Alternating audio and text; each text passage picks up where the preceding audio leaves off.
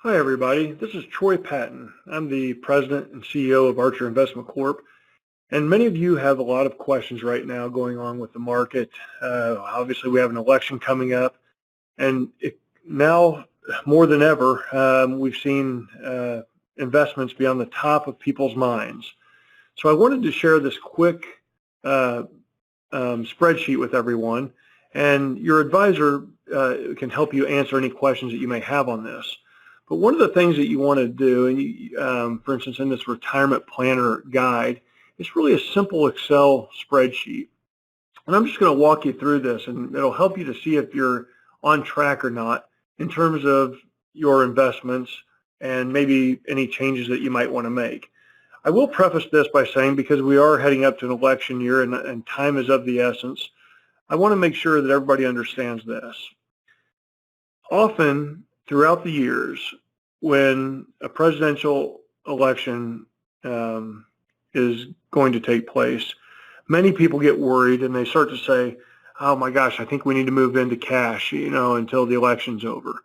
Or if this person gets elected or if this party gets elected, the market's going to go to zero or the market's going to crash. If you actually look back over the history of the stock market, it's actually, none of that's ever proven out to be true. The worst market that we had, or for the 8 years, was in 2000 when George Bush was elected, and ending in 2008. Many of those circumstances were not, his doing, obviously, with 9/11, as well as even the mortgage crisis. Although I think all presidents had some interest to bear in that debacle. With that being said, regardless of the outcome of this election, I really want to make sure that people first and foremost understand that even politicians own stocks in the stock market. They often have their own best interests at heart, as many of you may know, regardless of which party they are in. They do not want to see the stock market falter, because even if they don't own any stocks, they also own real estate. If the stock market falters, real estate will falter. Everything will falter. And many of you have been asking, even recently, saying, well, gosh, gold has done really well lately. Maybe I should buy gold.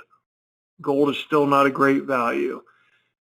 Gold, even going back to its highs in the 80s, with inflation, is still not over and above what it was back in the 80s. You can't eat gold. You can't use gold at the gas station. You can't use it at the grocery store. I mean, I'm being facetious here, but if things get that bad, gold is not going to be your choice of consumer goods or how to pay for things. In fact, I mean, you probably ought to have canned goods or, food. I really don't think it's going to get to that level, folks. I want to just give you kind of a clear and calm voice here and tell you that, elections happen all the time. And really the best case scenario for an election is when parties share the houses. If the Senate is controlled, for instance, by the Republicans and the House by the Democrats, I really don't care who controls the other one, because nothing is really going to get done or anything substantive. We've heard a lot of rhetoric about tax increases. We heard a lot of this before, when Clinton was going to become president, or Obama, that they were going to raise the income taxes. It still didn't happen for several years. So I don't want to get too caught up in the politics and understand that all politicians are self-serving. They want the economy to move forward. They all have different ideas on how to do it, some quite drastic. However, they still want the economy to move forward. That's the only way they're going to be reelected, and they all know this. So with that being said, I just want to go through this retirement planner real quick with you, and it's going to give you a really good idea of how your investments are going to fare over the years and what you need to do with your investments. So let's just drop down here. It's really easy. It says your current age. Is what I want you to do is, if there's just one of you, obviously just use yourself for your age. If it's both you and your wife, take your current age and divide by 2. Or if there's only one breadwinner in the family, just use that age as well. Okay?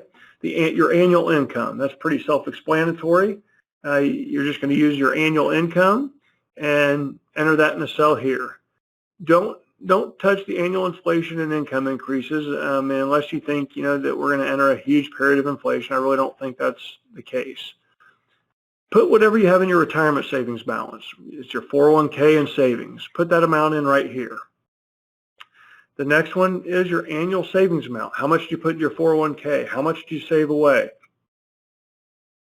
Currently, I have 2% that you're going to increase that amount by 2%. Okay? An investment return. This is where it gets a little bit interesting. If you're, for instance, in one of our moderate growth and income categories, you generally have a propensity that you should receive on average an annual return of about 6.5%. Now, some of you may say, well, gee whiz, in 2020, that's not happening. You're right. But if you go back and look at 2019 and 2018 and some of those years, this number was actually 20%. Again, it's just an average return over the long term. And I think that's really what we're trying to get to here. Clearly, this return is going to be, it could be negative some years. It could be vastly positive, but what we want is an average return across all investment cycles. And obviously there's no guarantee on this, but this is what we think a moderate growth in income should be.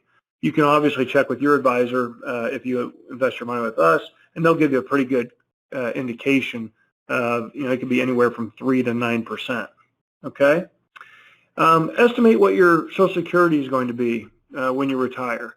If you don't know what that is, the one thing I usually encourage you to do is say, if you've been making a certain amount of money, I try to use like 20% or even 15% of whatever you've been making for the last, 5 years on average. And you can talk to your CPA about that as well, and they'll help you with that. And then I just used a 1% for COLA adjustments because clearly the government wants to keep your annual increases low. If you are getting money other than Social Security, you can actually add that into this pension benefit as well. Enter your desired retirement age. Again, this can be the average of you and your spouse or just you. And the number of years of retirement income. I actually have this as 30. And a lot of you might be saying, well, gosh, I'm not going to live to be the age of 95. Actually, the funny thing is the average age, many years back at the turn of the century was only about 50 years old. And we keep getting the average years in retirement keep getting longer and longer. New medicines come out.